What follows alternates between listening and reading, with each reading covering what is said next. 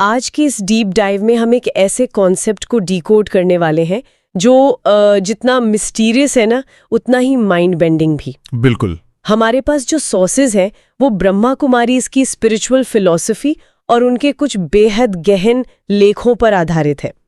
हम सब ने दुनिया के खत्म होने, डूम्सडे या विनाश की बातें तो अक्सर सुनी है। पॉप कल्चर भी इसी पर फोकस करता है कि सब कुछ कैसे खत्म होगा। हॉलीवुड मूवीज भी। हाँ, लेकिन इन सोर्सेज में एक बहुत ही इंटरेस्टिंग लीप पीरियड का जिक्र है जिसे संगम युग कहा जाता है।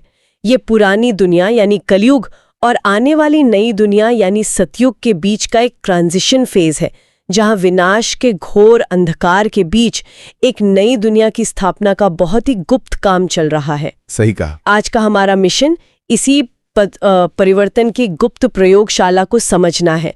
तो चलिए इसे थोड़ा गहराई से समझते हैं।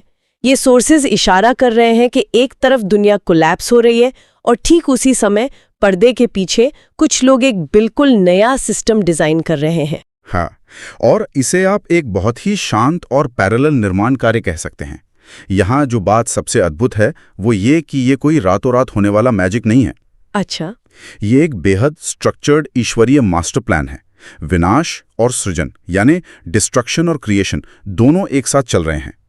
इसे ऐसे समझें जैसे किसी पुरानी जर्जर हो चुकी इमारत को गिराने का काम चल रहा हो, बाहर धूल और शोर हो, लेकिन उसी इमारत के बेसमेंट में एक पूरी तरह से नया शाइनिंग इंफ्रास्ट्रक्चर गुप्त रूप से तैयार किया जा रहा हो। वाओ, एक अंडरग्राउंड कंस्ट्रक्शन की तरह। बिल्कुल।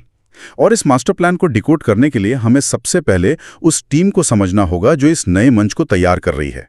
सोर्सेज में इस टीम को एडवांस पार्टी का नाम दिया गया है। एडवांस पार्टी, नाम से ऐसा लग रहा है जैसे कोई स्पेशल टास्क फोर्स हो। सोर्सेज को पढ़ने पर समझ आता है कि ये कोई आम लोगों का ग्रुप नहीं है। ये वो तीखे पुरुषार्थी हैं, मतलब बहुत हाई लेवल के स्पिरिचुअल प्रैक्टिशनर्स जो इस संगम युग में राजयोग का गहरा अभ्यास करते हैं। लेकिन ट्विस्ट ये है कि विनाश की फाइनल घंटी बजने से पहले ही ये अपना वर्तमान शरीर छोड़ देते हैं। एग्जैक्टली। मतलब उनकी स्पिरिचुअल जर्नी बहुत एडवांस स्टेज पर है। वो पूरी तरह से परफेक्शन तक भले ही ना पहुंचे हों, लेकिन उनकी प्योरिटी का लेवल बहुत हाई है। हाँ, और उनकी इस प्योरिटी का सबसे बड़ा सबूत उनके अगले जन्म में दिखाई देता है। अब देखिए, आमतौर पे जब हम किसी तपस्वी या योगी की कल्पना करते हैं तो हमारे दिमाग में जंगलों या गरीबी में रहने वाले किसी इंसान की इमेज आती है। हाँ, ट्रेडिशनली तो यही सोचते हैं। लेकिन ये सोर्सेज एक बिल्कुल अलग पिक्चर पेंट करते हैं। शरीर छोड़ने के बाद कलयुग के बिल्कुल एंड में ये आत्माएं किसी गरीब घर में जन्म नहीं लेती।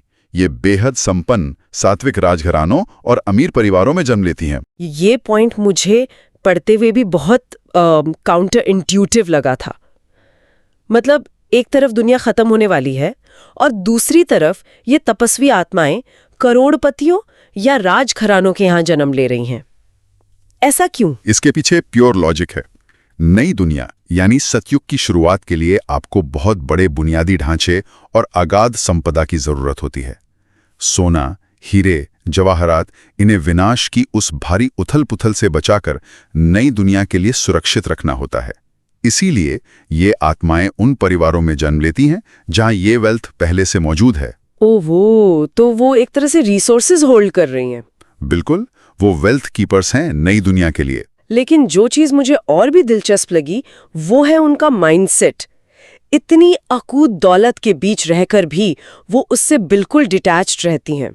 सोर्सेज में इसके लिए कमल पुष्प यानी लोटस फ्लावर का बहुत ही सटीक दृष्टांत दिया गया है। कमल का फूल जैसे कमल कीचड़ में खिलता है, लेकिन उस पर कीचड़ की एक बूंद भी नहीं टिकती, वैसे ही ये आत्माएं कलयुगी दुनिया के इस हेवी मटीरियलिस्टिक वाइब के बीच रहती जरूर है, लेकिन उन पर इस नेगेटिविटी या विकारों का कोई असर नहीं होता।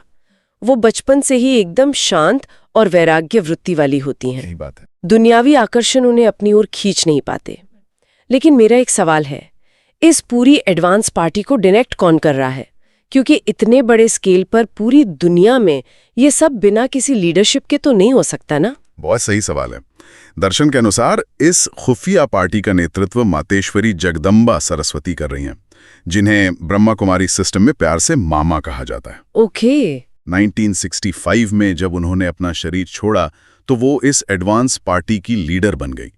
उनके साथ और भी कई महारथी आत्माएं हैं जो पर्दे के पीछे रहकर एक हिडन ब्रिज की तरह काम कर रही हैं। इनका मेन प्रोजेक्ट है सतयुग के पहले राजकुमार श्री कृष्ण के जन्म के लिए योग्य माता पिता और राजघराने तैयार करना।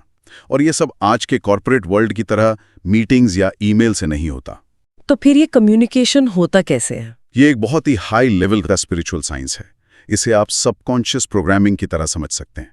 सूक्ष्म वतन, जिसे आप एक हायर डायमेंशन कह सकते हैं, वहां से ब्रह्मा बाबा की प्रेरणाएं या टचिंग्स इन आत्माओं के अवचेतन मन को दिशा देती हैं। मतलब उन्हें पता भी नहीं होता? हाँ, इन आत्माओं को कॉन्शियसली पता भी नहीं होता, लेकिन उनके डिसीजंस, उनका सात्विक महल बनाना या संपदा इकट्ठा करना, ये सब उस हायर वाइब्रेशन से गाइड हो रहा होता है। मतलब उनका जो इंट्यूशन है वो सीधे उस हायर सोर्स से कनेक्टेड है। ये तो हुई बैकग्राउंड की बात, लेकिन जो पर्दा दुनिया के सामने है वहां तो हालात बिल्कुल अलग है। बहुत अलग। सोर्सेस में जो लिखा है कि पुरानी सत्ता कैसे गिरेगी, वो सच में किसी डिजास्टर मूवी से कम नहीं है। जैसे जैसे कलयुग का एंड आता है, प्राकृतिक आपदाएं, क्लाइमेट चेंज, गृह युद्ध और न्यूक्लियर वेपन्स का खतरा इतना बढ़ जाता है कि जो हमारी नॉर्मल सिविल गवर्नमेंट्स हैं, राजनेता हैं या पुलिस प्रशासन है, वो पूरी तरह से फेल हो जाते हैं। इकोनॉमी क्रैश हो जाती है। हाँ, कागजी पैसों की कोई वैल्यू नहीं रह जाती। और जब सिविल सिस्टम हार मान लेता है तो कंट्रोल बाय डिफॉल्ट मिलिट्री के हाथों में चला जाता है। हाँ। दुनिया भर में मार्शल लॉ लागू हो जाता है। लेकिन यहाँ एक बहुत बड़ा पैराडॉक्स है। कैसा पैराडॉक्स? सेना भी खुद को पूरी तरह हेल्पलेस पाती है, क्योंकि आप बंदूकों और मिसाइलों से किसी इंसान को डरा सकते हैं, किसी दूसरे देश की सेना को रोक सकते हैं, लेकिन जब धरती फट रही हो, सुनामी आ रही हो या लोगों के मन में मौत का ऐसा पैनिक बैठ गया हो, तो उसे गोलियों से शांत नहीं किया जा सकता। ये तो है। सेना के पास मॉडर्न वेपन्स का पूरा जखीरा है, लेकिन उस मेंटल और नेचुरल हाहाकार को रोकने का कोई टूल उनके पास नहीं है। और यहीं पर वो क्लाइमैक्स सीन आता है जो सच में रोंगटे खड़े कर देने वाला है। इसे विजुअलाइज करना थोड़ा मुश्किल है, लेकिन बहुत पावरफुल है। एक तरफ वो मिलिट्री है जिसके पास दुनिया भर के मॉडर्न वेपन्स हैं, लेकिन वो हताश हैं। और दूसरी तरफ एक बिल्कुल अलग तरह की सेना है जिसे सोर्सेज में शिव शक्ति सेना कहा गया है। रूहानी सेना। हाँ, ये कोई फिजिकल आर्मी नहीं है, बल्कि राजयोगियों की एक रूहानी सेना है। जब हर तरफ मौत का तांडव मच रहा है, तब ये योगी बिना किसी वेपन के एक एब्सोल्यूट साइलेंस और डीप मेडिटेटिव स्टेट में बैठकर पूरे विश्व को शांति के वाइब्रेशंस दे रहे हैं। अगर हम इसे एक बड़े पर्सपेक्टिव से देखें तो ये इतिहास का सबसे अनोखा सत्ता हस्तांतरण या ट्रांसफर ऑफ पावर है। जरा सोचिए, मिलिट्री के कमांडर इन चीफ, जिनका पूरा करियर कमांड, कंट्रोल और फोर्स पर बेस्ड है, जब वो इन योगी आत्माओं की उस अचल अडोल शांति को देखते हैं, उनके चेहरों के उस ऑरा को फील करते हैं, तो उनका पूरा बिलीफ सिस्टम शिफ्ट हो जाता है। वो हथियार डाल देते हैं। बिल्कुल। उन्हें ये रियलाइज होता है कि हथियारों से ये दुनिया अब नहीं बचाई जा सकती। हिंसक बल अंततः योग बल के आगे सरेंडर कर देता है। सोर्सेज बहुत क्लियरली बताते हैं कि मिलिट्री के प्रमुख इन रूहानी सैनिकों को सल्यूट करेंगे और सिंबॉलिक रूप से विश्व का गोला यानी ग्लोब उनके हाथों में सौंप देंगे। मतलब वो एक्सेप्ट कर लेंगे कि दुनिया को चलाने का जो पुराना मॉडल था, डर और हथियारों वाला, वो अब एक्सपायर हो चुका है। अब ये दुनिया केवल प्योरिटी और शांति की शक्ति से ही चल सकती है। हाँ। लेकिन इसके बाद सोर्सेज एक और बड़े रहस्य से पर्दा उठाते हैं, श्री कृष्ण का जन्म। अब यहाँ एक लॉजिकल सवाल उठता है। जब पुरानी दुनिया पूरी तरह साफ हो रही है, तब नई दुनिया के पहले राजकुमार का जन्म होना है। लेकिन श्री कृष्ण के जो माता पिता हैं वो तो इसी कलयुग में जन्म लेते हैं ना। बिल्कुल। उनका शरीर तो इन्हीं कलयुगी 5 तत्वों से बना है। बिल्कुल। तो एक फिजिकल फ्लॉड शरीर वाले माता पिता से 16 कला संपूर्ण देवता का जन्म कैसे पॉसिबल है? ये बहुत ही क्रिटिकल पॉइंट है। सबसे पहले तो इस 16 कला संपूर्ण टर्म को समझते हैं। इसे आप ऐसे समझे जैसे कोई बिल्कुल नई 100% चार्ज्ड बैटरी वाली डिवाइस, जिसमें कोई वायरस नहीं, कोई पुरानी जंक फाइल नहीं, बिल्कुल प्योर एनर्जी। अब सवाल है कि ये जन्म होता कैसे है? हाँ, वही जो सोर्सेज में डिवाइन मैकेनिज्म बताया गया है। Exactly, divine mechanism. Shri Krishna के माता पिता कोई साधारण इंसान नहीं है, वो उसी एडवांस पार्टी की सुप्रीम तपस्वी आत्माएं हैं। जब विनाश का पीक टाइम आता है, तब उनका माइंडसेट पूर्ण निर्विकारी अवस्था में होता है। मतलब उनका जो कनेक्शन है वो फिजिकल या बायोलॉजिकल अट्रैक्शन के लेवल पे है ही नहीं। बिल्कुल नहीं। वो पूरी तरह से सोल कॉन्शियस लेवल पे वाइब्रेट कर रहे हैं। हाँ, और उनके अंदर काम, विकार या लस्ट का कोई अंश नहीं होता। वो एक दूसरे को बस चमकती हुई प्योर सोल्स के रूप में देखते हैं। और ध्यान दीजिए, इसी समय विनाश के कारण प्रकृति के 5 तत्व भी प्योरीफाई हो रहे होते हैं। तो ऐसे एब्सोल्यूट प्योर एनवायरनमेंट में ईश्वरीय योग बल, यानी सिर्फ उनके शुद्ध संकल्पों की मैग्नेटिक पावर के जरिए उस हायर डायमेंशन से आत्मा का आह्वान किया जाता है। ये बायोलॉजिकल से ज्यादा एक स्पिरिचुअल फिजिक्स का प्रोसेस है। वाओ! तो जन्म की जो कलियुगी बायोलॉजिकल विधि है वो पूरी तरह से शुद्ध वाइब्रेशन की विधि में शिफ्ट हो जाती है, और जो आत्मा नीचे आ रही है वो सूक्ष्म वतन से ब्रह्मा बाबा की कर्मातीत आत्मा है। कर्मातीत मतलब जो हर तरह के कार्मिक बैगेज या हिसाब किताब से पूरी तरह मुक्त हो चुकी है। सोर्सेज में इस एक्सपीरियंस का जो कॉन्ट्रास्ट दिया है वो बहुत इम्पैक्टफुल है। कहा गया है कि कलयुग में माता का गर्भ एक जेल की तरह होता है, जहां आत्मा को घुटन होती है, सफरिंग होती है।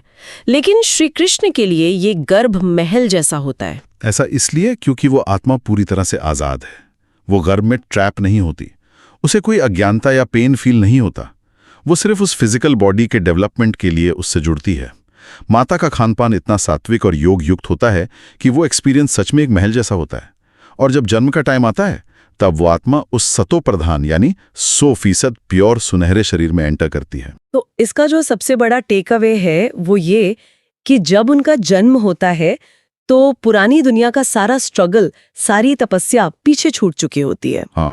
सोर्सेज कहते हैं कि जन्म लेते ही एक डिवाइन स्विच काम करता है, जैसे कंप्यूटर को फॉर्मेट कर दिया हो। बहुत सही एनालॉजी है। सूक्ष्म वतन का सारा ज्ञान, सारा तपस्या का पीरियड, वो सब हमेशा के लिए मेमोरी से इरेज हो जाता है। वो एक बिल्कुल मासूम शिशु के रूप में आंखें खोलते हैं। उनका बचपन भी इतना मैजिकल डिस्क्राइब किया गया है कि कोई स्ट्रेस नहीं, कोई रोना धोना नहीं। प्रकृति खुद उनके स्वागत में है। बिल्कुल। खिलौने सोने चांदी के हैं और मोर, हंस, गाय जैसे जानवर उनके साथ एक बहुत ही प्योर बॉन्ड शेयर करते हैं। ये सच में ऐसा है जैसे कलयुगी राख के ढेर से कोई चमकता हुआ दिव्य फूल खिल गया हो। जी, और ये उस आत्मा की लंबी स्पिरिचुअल जर्नी का रिवॉर्ड है। लेकिन यहाँ हमें थोड़ा पीछे जाना होगा। ये फूल तो तब खिलेगा जब पुरानी दुनिया पूरी तरह क्लेंस हो जाएगी। जब वो विनाश का भयानक तांडव चल रहा होता है तब वो जो शिव शक्ति सेना है वो सिर्फ आंखें बंद करके खुद को नहीं बचा रही होती। वो एक बहुत बड़ा ग्लोबल ऑपरेशन चला रहे होते हैं जिसे सकाश देना कहते हैं। सकाश यानी वाइब्रेशनल थेरेपी। मैंने सोर्सेज में पढ़ा कि इसके 3 बहुत क्लियर स्टेप्स बताए रहे हैं। मुझे ये बहुत फैसिनेटिंग लगा क्योंकि ये मॉडर्न मास मेडिटेशन के कॉन्सेप्ट से बहुत मेल खाता है, लेकिन बहुत हायर इंटेंसिटी पर। पहला स्टेप है अपनी आत्मिक स्थिति में टिकना, यानी अपनी फिजिकल बॉडी, नाम, जेंडर, इस देह भान से पूरी तरह डिटैच होकर खुद को बस एक पॉइंट ऑफ लाइट के रूप में एक्सपीरियंस करना। और दूसरा स्टेप सबसे क्रिटिकल है, वो है परम धाम में शिव बाबा यानी सुप्रीम सोल से अपना डायरेक्ट मेंटल कनेक्शन जोड़ना। इसे आप ऐसे विजुअलाइज करें कि आपने एक बहुत ही पावरफुल लेकिन खाली बैटरी को सीधे मेन पावर हाउस से प्लग इन कर दिया है, अनलिमिटेड एनर्जी रिसीव करने के लिए। बिल्कुल। और फिर आता है तीसरा स्टेप, उस असीमित शक्ति को खींचकर एक लाइट हाउस और माइट हाउस बन जाना। मतलब वो योगी आत्माएं मेंटली पूरे ग्लोब को अपने सामने रखती हैं और उस सुप्रीम पावर की शांत किरणों को एक लेजर बीम की तरह पूरी पृथ्वी पर फैलाती हैं। और सोर्सेस क्लेम करते हैं कि ये सिर्फ कोई फील गुड इमेजिनेशन नहीं है, इसका असर बहुत ही फिजिकल और रियल होता है। जो 5 तत्व उग्र हो चुके हैं जैसे भूकंप, सुनामी, वो इन प्योर वाइब्रेशंस के इम्पैक्ट से बर्फ की तरह ठंडे और शांत होने लगते हैं। जो प्रकृति तमो प्रधान यानी एक्सट्रीम टॉक्सिक स्टेट में पहुंच चुकी थी वो वापस सतो प्रधान बनने लगती है। वाओ! और सिर्फ नेचर ही नहीं, इसका सबसे गहरा स्पिरिचुअल इम्पैक्ट उन करोड़ों आत्माओं पर पड़ता है जो उस वक्त मौत के भयंकर दर्द और डर से गुजर रही होती हैं, पैनिक में होती हैं। सोचिए, जब इंसान पेन में होता है तो उसे कुछ समझ नहीं आता, लेकिन जब ये सकाश उन तक पहुंचता है तो अचानक उस भयंकर केओस के बीच उन्हें एक अतीन्द्रिय सुख, एक परम शांति का एहसास होता है। उनका फियर फैक्टर 0 हो जाता है और वो बहुत ही शांति से अपने शरीर छोड़कर मुक्ति धाम की ओर जा पाती हैं। ये तो बहुत बड़ी बात है। शरीर छोड़ते हुए वो रिलीफ फील करती हैं और इन योगियों को मास्टर शांतिदेवा या मास्टर मुक्तिदाता कहकर शुक्रिया अदा करती हैं। ये सच में इस दुनिया का सबसे बड़ा दान है, मौत के वक्त किसी को परम शांति देना, ये सुनकर सच में रोंगटे खड़े हो जाते कि हैं। आप एक जगह बैठकर अपने माइंड की पावर से किसी दूर तड़पते हुए इंसान को शांति और मुक्ति का दान दे सकते हैं। और जब ये पूरी क्लीनिंग प्रोसेस खत्म हो जाती है, नेचर प्योरीफाई हो जाती है, तब सतयुग का पर्दा उठता है। बिल्कुल। सोर्सेज में इस 5000 साल के सृष्टि चक्र का बहुत डिटेल में जिक्र है, जिसमें सतयुग का पीरियड 1250 साल बताया गया है। और वहां का जो लाइफस्टाइल है वो हमारे आज की दुनिया का बिल्कुल ऑपोजिट है। एकदम विपरीत। पूरे ग्लोब पर सिर्फ एक धर्म है, एक ही भाषा है। क्राइम का तो कोई कॉन्सेप्ट ही नहीं है, इसलिए कोई पुलिस, जेल या लॉयर्स नहीं है। मौसम हमेशा सदा वसंत ऋतु जैसा है और टेक्नोलॉजी अपने सबसे प्योर फॉर्म में है, जैसे पुष्पक विमान जो बिना किसी शोर या पोल्यूशन के चलते हैं। यहाँ तक कि वहाँ डेथ का भी कोई फियर नहीं है। शरीर छोड़ना मतलब बस एक पुराना घिसा हुआ चोला त्याग कर एक नया वस्त्र धारण करने जैसा है। लेकिन यहाँ एक बहुत ही प्रोफाउंड फिलोसॉफिकल सवाल खड़ा होता है। अगर वहाँ सब कुछ इतना परफेक्ट है, कोई दुख नहीं, कोई स्ट्रगल नहीं, तो वहाँ कर्म का विज्ञान कैसे काम करता है? कर्मा। इसे सोर्सेस में अकर्म का सिद्धांत कहा गया है, लॉ ऑफ अकर्म। देखिए, कलयुग में हम जो भी करते हैं उसके पीछे कोई ना कोई ईगो, स्वार्थ या बॉडी कॉन्शियसनेस होती है। इसलिए वो कर्म विकर्म या पाप बन जाता है, जिसका बैगेज हमें ढोना पड़ता है। लेकिन सतयुग में आत्माएं पूरी तरह से आत्म अभिमानी होती हैं। तो मतलब वहाँ पाप या पुण्य का कोई कॉन्सेप्ट ही एग्जिस्ट नहीं करता? बिल्कुल नहीं। जब माया या कोई नेगेटिविटी है ही नहीं तो पाप कैसे होगा? और जब सब लोग पूरी तरह से संपन्न हैं, किसी को कुछ चाहिए ही नहीं, तो आप दान पुण्य किसे करेंगे? इसलिए वहां जो भी एक्शन होते हैं वो अकर्म बन जाते हैं। उनका कोई नेगेटिव या पॉजिटिव बैलेंस शीट नहीं बनता। आत्मा पर कोई बोझ नहीं पड़ता। हाँ, वहां की लाइफ बस एक कंटिन्यूअस सेलिब्रेशन की तरह है, कर्मातीत अवस्था। तो बेसिकली ये जो सतयुग का लाइफस्टाइल है, ये कोई लॉटरी नहीं है। ये इसी संगम युग की गई उस कड़ी तपस्या का प्रारब्ध या रिवॉर्ड है। बिल्कुल। लेकिन एक चीज और है, कोई भी बैटरी हमेशा 100% फुल तो नहीं रह सकती ना। सोर्सेज में लॉ ऑफ एंट्रोपी की तरफ भी इशारा किया गया है। जैसे जैसे वो 1250 साल बीतते हैं, 16 कलाएं स्वाभाविक रूप से 14 कलाओं में बदल जाती हैं। हाँ, और ये समझना बहुत जरूरी है कि ये कोई पनिशमेंट नहीं है, ये बस एनर्जी के यूटिलाइज होने का एक नेचुरल नियम है।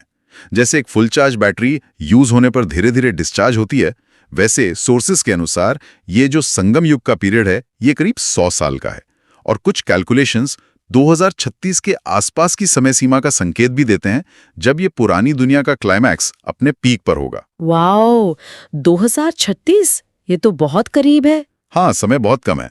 ये पूरी डीप डाइव हमें एक बहुत ही गहरा कंक्लूजन देती है। ये साफ बताती है कि दुनिया पर राज करने की सत्ता चालाकी या वेपन से नहीं मिलती। सतयुग में एंटर करने का जो असली टिकट है वो है स्वराज्य, यानी सेल्फ सॉवरेनिटी, खुद पर राज करना। एग्जैक्टली। ज्ञान, राजयोग, देवी गुणों की धारणा और निस्वार्थ सेवा, ये वो 4 पिलर्स हैं जिन पर यह तैयारी खड़ी है। और सबसे अनिवार्य शर्त है पवित्रता। जब आप खुद को इतना प्योर बना लेते हैं तो ये विश्व स्वतः ही आपके अधीन हो जाता है।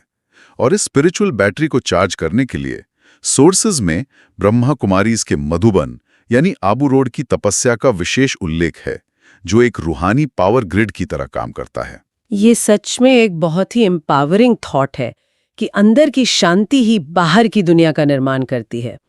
आज के इस पूरे डिस्कशन को अगर हम समराइज करें तो सोर्सेज के इस दर्शन से एक गहरा सवाल उठता है। सुनने वालों के लिए ये सोचने वाली बात है, अगर दुनिया का सबसे बड़ा सत्ता हस्तांतरण हथियारों से नहीं बल्कि पूर्ण मौन और योग बल की शक्ति से होता है, तो हम अपने रोजमर्रा की जिंदगी की जंग को बाहरी शोर से जीतने की कोशिश क्यों करते हैं? बहुत गहरी बात है। क्या असली ताकत हमारे भीतर की उस शांत निर्विकारी अवस्था में नहीं छिपी है, जिसे हम अक्सर इस बाहरी दुनिया के शोर में नजरअंदाज कर देते हैं? इसी थॉट के साथ आज की इस डीप डाइव को हम यहीं रोकते हैं। सोचने के लिए बहुत कुछ है,